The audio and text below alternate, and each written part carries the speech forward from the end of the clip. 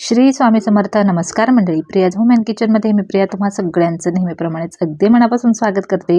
आजचा दिवस तुम्हाला शुभ जावो. तुमच्या मनातल्या सगळ्या चांगल्या इच्छा स्वामी महाराज लवकरच पूर्ण करो, हीच स्वामींचरणी प्रार्थना. तर मंडळी, आजचा व्हिडिओ माझ्या सगळ्या स्वामी भक्तांसाठी खास तर आहेच, पण त्याचबरोबर असेही काही लोक असतात जे व्हिडिओ स्वामींचे पाहत असतात किंवा माझे व्हिडिओ पाहत असतात आणि आपण संसारिक माणसं आहोत आणि संसारिक असल्यामुळे किंवा इतरही गोष्टींमुळे आपल्या आयुष्यामध्ये सतत काही ना काही प्रॉब्लेम्स असतात किंवा अशाही काही घटना आपल्या आयुष्यामध्ये घडत असतात ज्या आपल्याला वाटत असतं की ह्या अशा गोष्टी व्हायला नकोत. सतत मनाविरुद्ध आपल्या घटना घडत असतात किंवा कुठल्याही गोष्टींमध्ये यश नसतं, सतत कौटुंबिक कलह असतो, नवरा बायकोमध्ये वाद असतात, इतरही बरेचसे असे प्रॉब्लेम्स असतात की ज्याने आपली मानसिक स्थिती जी आहे ती खूप खराब झालेली असते. म्हणजे अगदी आपण काहींचं तर इथपर्यंत मानसिक स्थिती जाते, डिप्रेशनमध्ये लोक जातात किंवा मग डॉक्टरांचे सुद्धा त्यांना म्हणजे त्या डॉक्टरांचा सुद्धा सल्ला घ्यावा लागतो, मानसोपचार तज्ज्ञांचा सल्ला घ्यावा लागतो. तर इतक्या स्थितीपर्यंत सुद्धा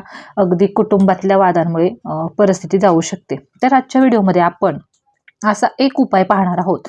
तर मैत्रिणींनो, हा जर उपाय तुम्ही स्वामी महाराजांसमोर बसून जर केला तर अगदी तुम्हाला 1 तासभरात तुम्हाला तुमचं जे टेन्शन आहे किंवा जो मानसिक त्रास आहे, ज्या प्रकारचं तुमचं दुःख आहे, या सगळ्या गोष्टी तुम्हाला कमी झालेल्या दिसणार आहे. अगदी सोपा हा उपाय आहे.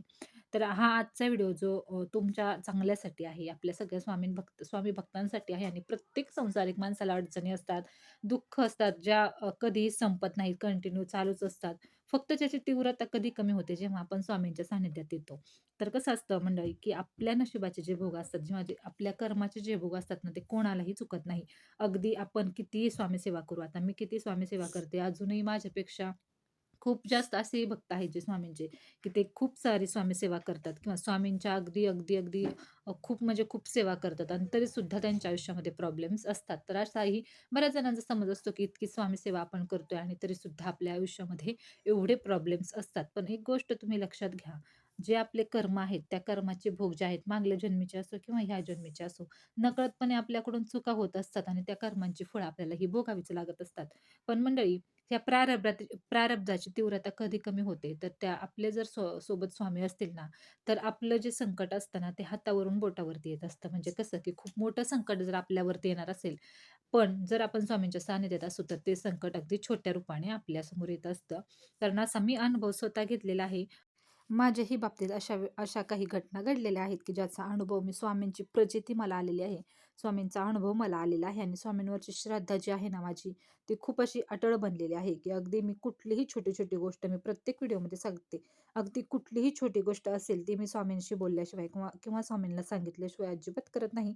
प्रत्येक जी गोष्ट असते ती स्वामींशी माझी चालूच असते मनातली मनात चर्चा, की स्वामी मला हे अशा प्रकारे हे असं करायचं आहे किंवा मी हे असं करत आहे, तर हे मी करू का? किंवा काय अशा सगळ्या गोष्टी मी स्वामींसमोर बोलत असते. तर हा छोटासा उपाय आजच्या व्हिडिओमध्ये सांगणार आहे. व्हिडिओ स्किप न करता संपूर्ण पहा. आणि अशाच प्रकारचे स्वामी समर्थ महाराजांचे व्हिडिओ पाहण्यासाठी आपल्या चॅनलला नक्की सबस्क्राईब करा आणि बेल आयकॉनसुद्धा प्रेस करा आणि आपल्या स्वामी महाराजांच्या सेवेचा प्रचार प्रसार करण्यासाठी सगळ्या मित्रमैत्रिणींना तुम्ही आपले व्हिडिओ नक्की शेअर करत चला. तर चला आपण आपल्या मूळ व्हिडिओच्या मुद्द्याला आजच्या व्हिडिओमध्ये सुरुवात करूयात.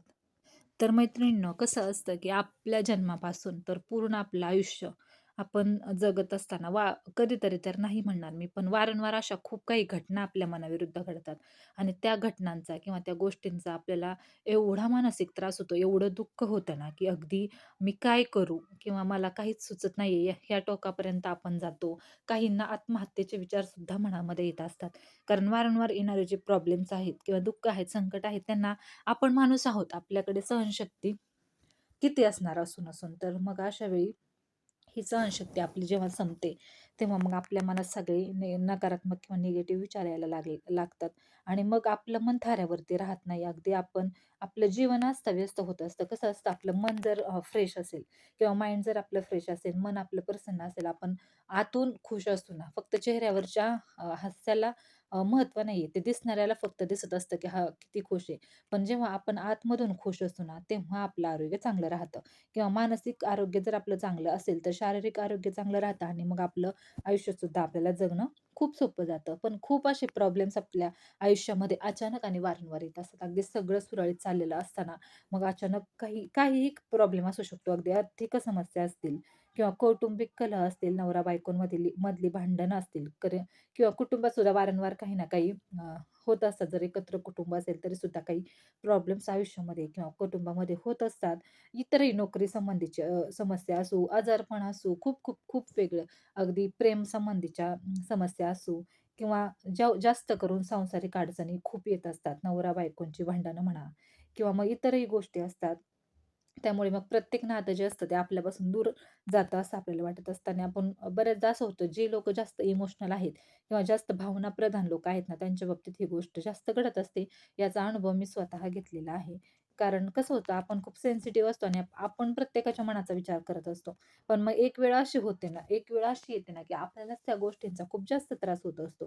मग अशा वेळी आपण काय करायचं? तर सगळ्यात अगोदर जर तुम्ही खूप अडचणीत असाल, खूप दुःखात असाल, तुम्हाला खूप सारा मानसिक त्रास होत असेल, अगदी अशाही काही कमेंट असतात, की "ताई मी काय करू?"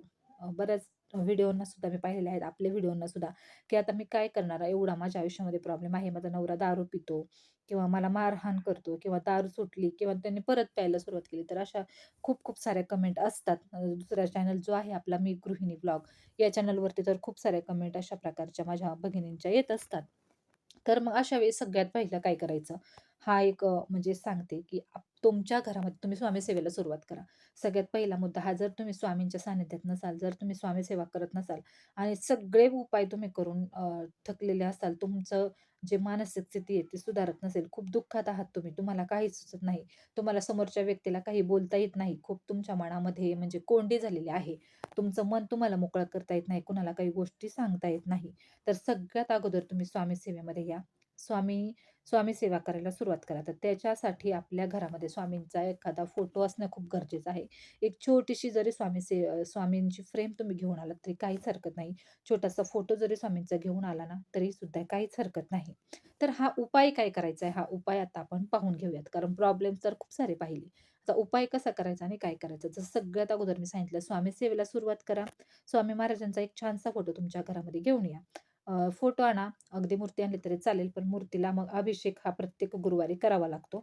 त्यामुळे जर तुम्हाला शक्य नसेल, तर मग तुम्ही फोटो आणला तरी सुद्धा काहीच हरकत नाही. कारण नोकरी व्यवसायांमुळे किंवा रोजच्या दैनंदिन कामामुळे मग प्रत्येकाला अभिषेक करणं शक्य होत नाही. त्यामुळे मग तुम्ही फोटो आणू शकता. आणि फोटो आणल्यानंतर रोज सकाळी आपल्याला स्वामींच्या नित्यसेवेला सुरुवात करायची आहे.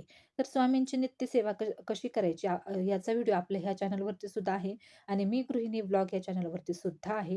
तुम्ही तिकडे जाऊन पाहू शकता, की स्वामींची कमीत कमी वेळात छानची जास्तीत जास्त सेवा कशी करायची. तर सर्वप्रथम तुम्ही स्वामींची नित्यसेवा म्हणजे करायला सुरुवात करा आणि आता मूळ उपाय काय करायचा आहे, की सर्वप्रथम आपल्याला स्वामींच्या समोर आपल्याला जेव्हा तुम्हाला खूप डिप्रेस वाटेल, खूप दुःखात आहात, तुम्हाला कुणाशी काही बोलावं, काही समजत नाहीये, कोणाला तुम्ही काही सांगण्याच्या परिस्थितीत नसाल किंवा कोणी तुमचं ऐकण्याच्या परिस्थितीत नसेल, तुमचा नवरा तुमचं ऐकत नसेल, बाहेरच्या लोकांचं ऐकून किंवा घरातल्याच कुटुंबातील इतर सदस्यांचं ऐकून तुमच्यात मतभेद होत असतील, तर सगळ्यात महत्त्वाचं स्वामींसमोर येऊन तुम्ही सर्वप्रथम बसायचं आहे. आणि तुमच्या मनात चांगलं असो, वाईट असो, जे काही तुमच्या मनात आहे, कुणाबद्दल आहे, काहीही आहे ना, ते सर्व तुम्हाला स्वामींशी बोलायचं आहे. अगदी ते वाईट असलं तरी चालेल, ते कसंही चांगलं असो, वाईट असो, जे काही तुम्हाला कोणासोबत वाद झालेत किंवा कुणाविषयी काही तुमच्या मनात आहे किंवा तुमच्याविषयी कुणाच्या मनात आहे, सगळं तुम्हाला स्वामींसमोर बसून अगोदर बोलून घ्यायचं आहे. जी काही भडास आहे ना, जे तुम्हाला समोरच्यावरती काढायची आहे, ती स्वामींसमोर बसून तुम्हाला सगळी ती बोलायची आहे. कारण तुम्हाला इतर कोण बोलायला सापडत नाहीये किंवा तुमचं ऐकून घेण्याची कुणाची मनस्थिती नाहीये. तुम्ही कुणाला सांगू शकत नसाल, तर स्वामींसमोर बसून सर्वप्रथम ही एक गोष्ट करायची, की जे काही तुमच्या मनात चांगलं असो, वाईट असो, हे स्वामींना सगळं सांगायचं आहे. तर ही झाली पहिली गोष्ट. स्वामींसमोर चिडा, त्यांच्यावरती रागवा, त्यांच्यासमोर रडा, खूप रडा. अगदी तुम्हाला जितकं रडावं वाटतंय मोठ्याने, तेवढं स्वामींसमोर तुम्ही रडून घ्या. इतकं सगळं चांगलं करून किंवा इतक्या गोष्टी मी करून सुद्धा हे असं काय? असे त्यांना प्रश्न तुम्ही विचारा. खूप सारं रडून घ्या. कारण असं होतं, की ज्या आपल्या संसारिक स्त्रिया असतील किंवा ज्या सासूरवासणी असतील, तर त्यांना रडणं सुद्धा, की अगदी आपण रडलो तर आपल्या घरातलं वातावरण खराब होईल किंवा आपल्या घरात अकृपा होईल किंवा लक्ष्मी आपल्या घरात येणार नाही, लक्ष्मी आपल्या घरामध्ये येईल. त्यामुळे मग त्या स्त्रिया कसं असतात, की प्रत्येक दुःख त्या आहे ना शांतपणे सहन करत असतात, की नको रडलं तर आपल्या चांगल्या संसाराला नाट लागेल. त्यामुळे मग त्या रडत वगैरे नाही. पण हे आपलं चुकतं. जेव्हा आपण रडतो ना, तेव्हा आपलं मन आणि दुःख कितीतरी पटीने हलकं होत असतं. त्यामुळे हा उपाय तुम्ही सर्वप्रथम करा म्हणजे करा. स्वामींसमोर बसायचं. जे काही तुमच्या मनात चांगलं वाईट आहे ते सगळं स्वामींसमोर बोलायचं. त्यांच्यावरती ओरडा, त्यांच्यावरती चिडा. कारण ते ऐकून घेणारे एकच आहेत. जे आपलं दुःख समजून घेणार आहेत ना, ते स्वामीच आहेत फक्त. त्यांच्यासमोर रडा, खूप रडा. अगदी तुम्हाला मन मोकळं होईपर्यंत स्वामींसमोर बसून रडून घ्या. इतकं सगळं मी आयुष्यामध्ये करून सुद्धा हे असं का? असा सुद्धा प्रश्न तुम्ही स्वामींना विचारा. आणि अशा प्रकारे स्वामींसमोर बसून जेव्हा तुम्ही सगळं बोलाल, रडाल, सगळी तुमची जी भडास आहे ना, ती सगळी बाहेर निघेल आणि तुम्हाला इतकं हलकं वाटेल, तुमचं माइंड शांत होईल. तुमचं मन थोडंसं तुम्हाला हलकं वाटणार आहे. त्याचबरोबर तुमचं जे 50% दुःख आहे ना, तेवढं तेवढं फक्त हे एका गोष्टीने कमी होणार आहे किंवा 50% दुःख हे जाणार आहे.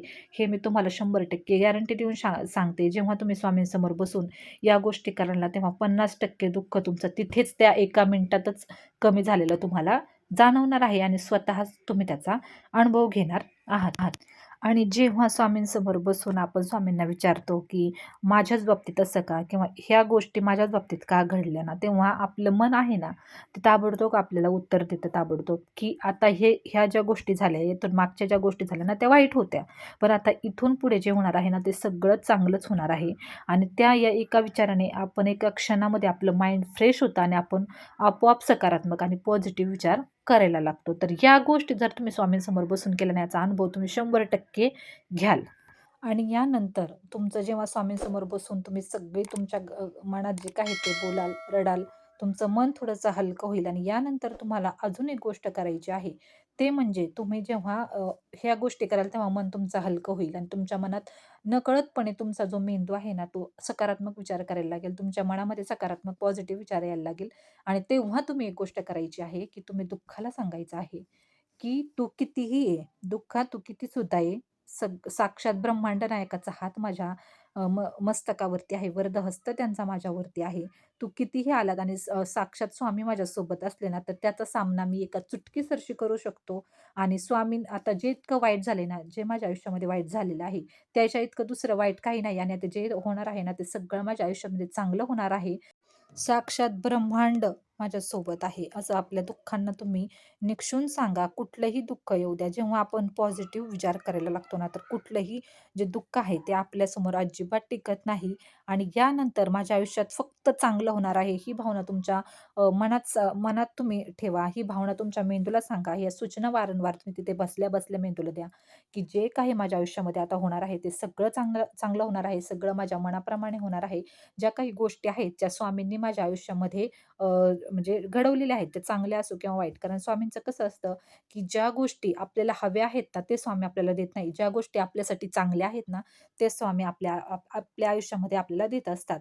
त्यामुळे स्वामींचं नेहमी असं आपल्या भक्तांना असतं, की सगळ्यांची दारं जेव्हा बंद होतील, तेव्हा माझ्यासाठी चारही दिशांनी तुझ्यासाठी माझी दारं उघडी असतील. त्यामुळे कुणीही तुम्हाला तुमचं दुःख जाणण्यासाठी भेटू नको. स्वामींचे एकदा पाय तुम्ही चरण धरले ना, तर तुम्ही कधीही स्वामींचे चरण सोडणार नाही. एवढी स्वामींच्या म्हणजे चरणांमध्ये ताकद आहे किंवा चरणांमध्ये एवढी श्रद्धा आपण ठेवतो ना स्वामींवरती, की आपण कुठलंही संकट येऊ दे, स्वामी आपल्याला तारणारा एवढा विश्वास आपल्या मनामध्ये निर्माण होतो. अगदी कितीही मोठं संकट येऊ दे, जेव्हा तुम्ही स्वामी सेवेत याल ना, तेव्हा कितीही मोठं संकट तुम्हाला येऊ दे, केवढं दुःख असू दे, पण तुम्हाला काय वाटतं हे स्वामींनी माझ्या चांगल्यासाठीच घडवलेलं असतं. जेव्हा आपण मागे वळून पाहतो, तेव्हा आपल्याला कळतं, की माझ्या चांगल्यासाठीच ही गोष्ट होती आणि स्वामी आपल्याला प्रत्येक दुःखातून अलगद बाहेर काढतात. हा माझा स्वतःचा अनुभव आहे.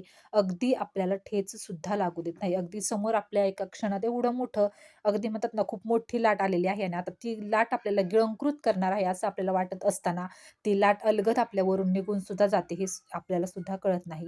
एवढी स्वामींची लीला अशी अगाध आहे. आता प्रत्येकाचाच विश्वास असेल असं नाही, पण जर तुम्हाला असा विश्वास स्वामींचा तुम्हाला एवढ्या खूप दुःखात असेल, तर हा उपाय करा. त्यानंतर तर सगळ्यात महत्त्वाचा आणि जगात अशी कुठलीही नामस्मरणा इतकी मोठी शक्ती नाही. तर हा उपाय आपल्याला नामस्मरण आपल्याला कंटिन्यू स्वामी महाराजांचं करायचं आहे. आता मी तुम्हाला असं म्हणणार नाही, की तुम्ही अगदी जपमाळ घेऊन नामस्मरण करा. अगदी उठता, बसता, सकाळी, रात्री, पहाटे कधीही तुम्ही नामस्मरण करू शकता.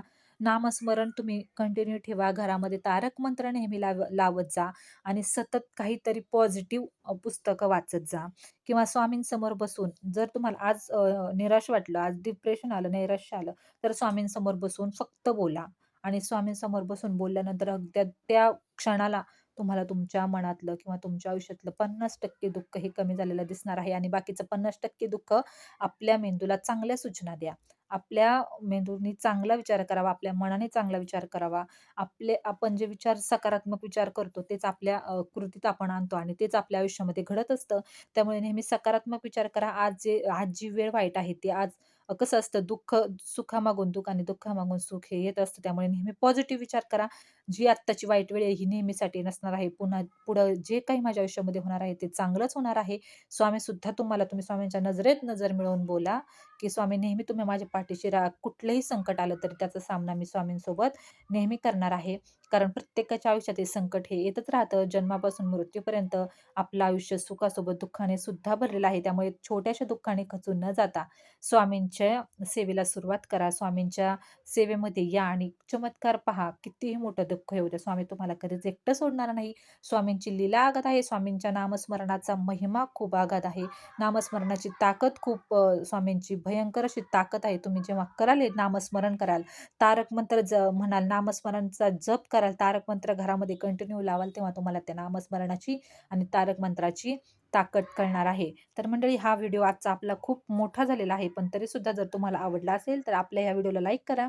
कमेंटमध्ये श्री स्वामी समर्थ लिहायला विसरू नका आणि अशाच प्रकारे स्वामी महाराजांचे व्हिडिओ पाहण्यासाठी आपल्या चॅनलला नक्की सबस्क्राईब करा. श्री स्वामी समर्थ.